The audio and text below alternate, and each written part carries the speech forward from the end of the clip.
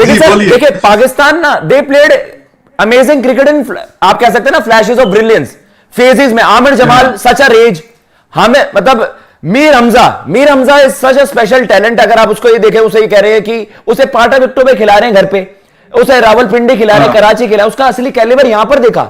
जो वो Travis head को बॉल पड़ा इन स्विंगिंग यॉर्कर, मतलब इन स्विंगिंग जो बॉल आया वो, तो कहीं ना कहीं ये कि आपके पास एबिलिटीज हैं, टैलेंट हैं। लेकिन again Babar Azam is regarded as one of the best, पर सर एज ऑफ नाउ अब मैं आपका ही ओपिनियन इस पर जानना चाहता था।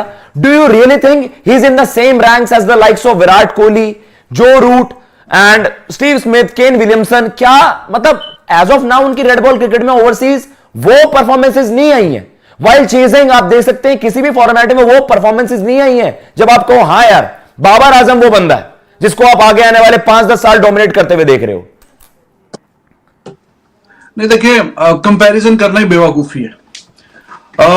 आपने विराट कोहली का नाम लिया, फिर बाबर आजम का भी, तो बाबर आजम अभी बहुत कुछ प्रूव करना बाकी है। मतलब क्या कुछ खास किया बाबर आजम ने अभी तक? बस एवरेज सी परफॉर्मेंसेज हैं उनकी, कोई बहुत एक्स्ट्रा ऑर्डिनरी परफॉर्मेंस नहीं दिखाई। आज हीरो बन जाते हैं ना, वहां पे कर देते कोई 70-80-100 रन कर देते, पाकिस्तान मैच जीत जाता। जितना क्रिटिसिज्म हो रहा है तो जवाब मिल जाता कि जी जब मौका आता है तो बाबर आजम परफॉर्म करते हैं। एक सिग्निफिकेंट परफॉर्मेंस मुझे तो याद नहीं आ रही कि कब बाबर आजम ने दी है। ये पूरा साल बीत गया, 50 ही नहीं आया टेस्ट में। वर्ल्ड कप में भी performance below average, world cup में भी below average performance. Asia cup में बस वो नेपाल के खिलाफ 150, बाकी कुछ भी नहीं। T20 वर्ल्ड कप पिछले साल वो न्यूजीलैंड के खिलाफ 150, बाकी कुछ भी नहीं। तो इस तरह की परफॉर्मेंसेस दिखा के आप बड़े बैट्समैनों में आपका नाम नहीं आ सकता। आप बस ठीक है एक अच्छे बैट्समैन है और कभी कभार आप अच्छा परफॉर्म कर देते हैं, दैट्स इट। आज भी पूरे अभी चौथी इनिंग है सीरीज में, कुछ भी नहीं किया, एक ही जगह पे आप बोल्ड हो जा रहे, गेंद अच्छा पड़ गया, गेंद अच्छा पड़ गया।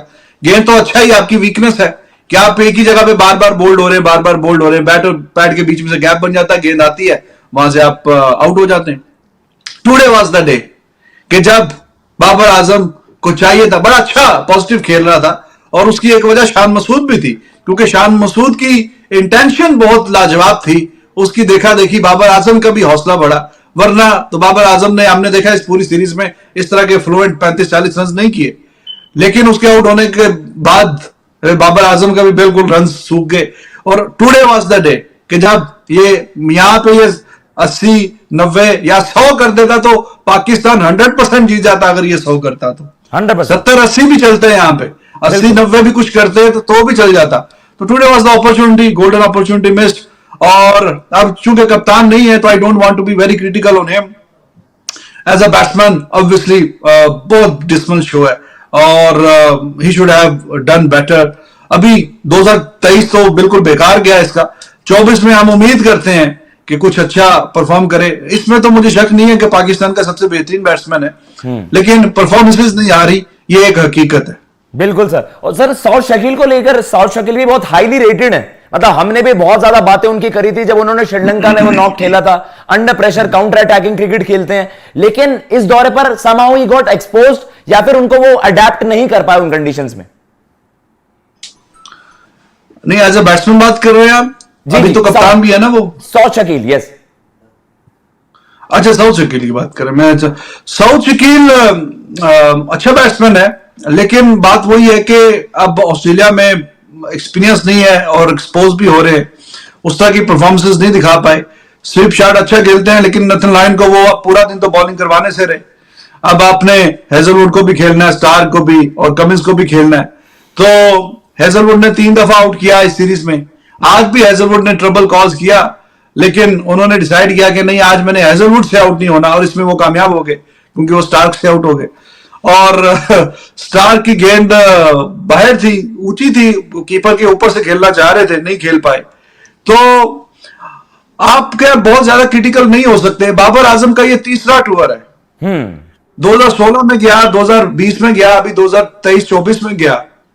तो जब आपके वो वाले प्लेयर जो आपके सबसे बेहतरीन रेट किए जाते हैं और 2-2, 3-3 बार वो ऑस्ट्रेलिया जा चुके हैं, उनसे परफॉर्मेंस नहीं आ पा रही, तो आप जो उन लोगों पे जो वेरी फर्स्ट टाइम गए हैं उन पे बहुत ज्यादा शायद क्रिटिकल नहीं हो सकते आप।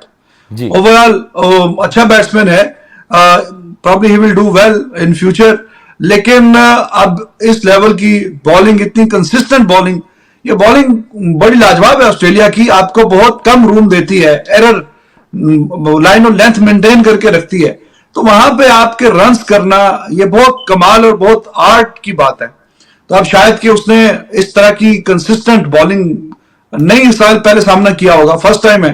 तो हमारे तो जो 3 दफा जा रहे हैं बाबर आजम साहब, उनको समझ नहीं आ रही, तो ये तो पहली बार गया जा रहा है, इस पे अब सारा क्रिटिकल होना बहुत ज्यादा कोई मेरा नहीं ख्याल कि कोई अच्छा फैसला। और सर बाबर तो पिछली बार सरप्राइज, मतलब इस बार सरप्राइज था कि वो नहीं कर पाए, पिछली बार तो 100 भी किया था, एक 90s भी किया था, तो अच्छी बैटिंग करी थी पिछली बार बाबर ने यहां पर।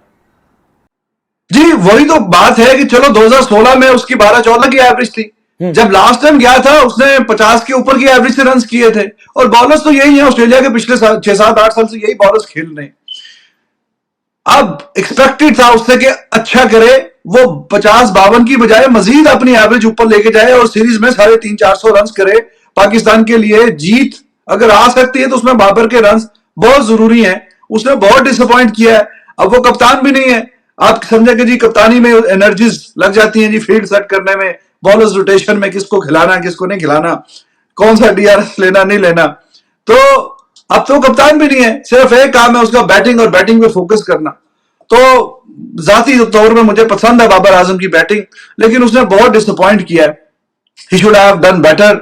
और लोग आगे आगे जाते हैं, आप देखें जो उसका जिस एज से गुजर रहा है, ऐसा कहा जाता है कि इस एज में बैट्समैन का प्राइम आता है जी। तो अगर इस एज में भी आपने नहीं ऐसा करना, बाकी लोग कहते हैं जी कोहली से आप कंपैरिजन, कुछ लोग करते हैं, बेवकूफी करते हैं। विराट कोहली तो 22-23-24 साल में कैप्टन भी बना था और ऑस्ट्रेलिया में जाके ऑस्ट्रेलिया को डोमिनेट भी किया था उसने, तो उनको बता, हाँ 300-400 किए थे वहां पर, 500-600 रन थे, हाँ एब्सोल्युटली 700 रन कर दिए, कुछ ऐसा कुछ, ही वाज फैंटास्टिक। यस, तो आप उससे आधे रन भी नहीं होते, तो लोग पता नहीं किस चक्कर में कंपैरिजन करते हैं। सर एक तो रीजन इसमें, मतलब नाम इस बार आपने ये भी देखा, देखिए नसीम शाह की एब्सेंस थी, हारिस रऊफ टेस्ट क्रिकेट नहीं खेलना चाहते, आपने यंगस्टर्स को वहां पर उतार दिया। Aamir Jamal did splendid level, मतलब मुझे तो उनकी बॉलिंग बड़ी जबरदस्त लगी।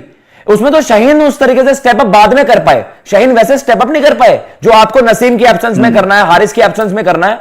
अदरवाइज मीर ने भी अच्छा बॉल करा, खुर्रम शहजाद अच्छा बॉलर लगा मुझे, लेकिन सर वही था कि it was never meant to be. जिस तरीके की फील्डिंग हुई है, मतलब आपने मोमेंट्स कैश इन नहीं करे। और अगर आप, सर मैं आपसे पूछूं सबसे बेस्ट बैटिंग एप्लीकेशन आपको किसकी लगी, शान की, अब्दुल्ला की, या किसकी बैटिंग एप्लीकेशन आपको सबसे बेटर लगी?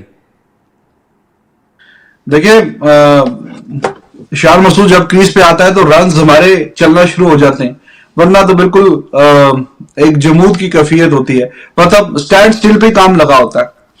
तो उसकी इंटेंशन अच्छी है शान मसूद की, और अच्छी पॉजिटिव अटैकिंग क्रिकेट खेल रहा है। थोड़ा सा और मतलब कॉशियस इन अ वे के विकेट की जो प्राइस है वो भी उस पर लगानी चाहिए ना।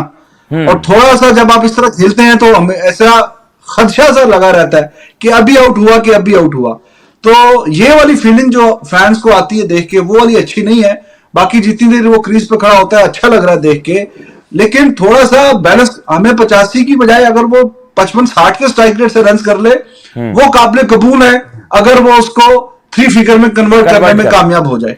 बिल्कुल बिल्कुल, बजाय इसके के तेज 50-55 कर दिया ऑलमोस्ट रन बॉल और आउट होने से, आप फिर देखें ये नहीं होता कि उसने इतने किए हैं, उसने तो फिर इतने कर दिए हैं, उसने तो फिर इतने कर दिए हैं। अब एक प्लेयर अच्छा और अच्छे रिदम में नजर आ रहा है, कॉन्फिडेंस में नजर आ रहा है, और बाय द वे पाकिस्तान के जो कैप्टन बनता है ना, उससे वो स्टैम्प पेपर में लिखवा लेते हैं सबसे ज्यादा रन तू नहीं करने। तो जब बाबर आजम भी कप्तान था तो ज्यादा रन इसी नहीं करने थे, मिसबा कप्तान था तो सारा ठेका उसी ने उठाया था, और अभी ये कप्तान है तो सारा ठेका इसी ने उठाया है। ये पाकिस्तान की एक हिस्ट्री है, जो कप्तान बनता है कहते हैं जी बस हों तो तू ही रन करने में सारा तो ज्यादा। तो अब वो कर रहा है जितने भी रन कर रहा है, लेकिन मेरे ख्याल में अप्रोच बड़ी अच्छी है, थोड़ा सा मजीद बैलेंस करने की जरूरत है। We will take 55-50 strike rate, but run जो है ना वो ट्रिपल फिगर में करे, अच्छा लग रहा है, वो सबसे बेहतर शान मसूद ही लग रहा है।